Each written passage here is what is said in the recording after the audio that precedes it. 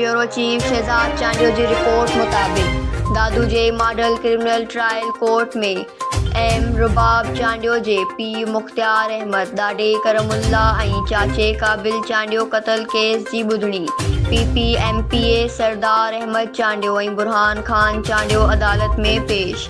Case जी फरियादी धुर M रुबाब चांडियो अदालत में न पहुती। मॉडल क्रिमिनल ट्रायल कोर्ट जो जज नदीम बदर काज़ी मोकल ते हुअण सबबि ईंदड़ ॿुधणी 28 अगस्त ते रखी वई।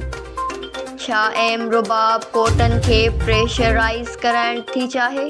इंसानी हक़नि जी अदालत सुप्रीम कोर्ट केस कैंसिल करे हद जी ट्रायल कोर्ट में केस हलाइण जा हुकुम ॾेई चुकी आहे।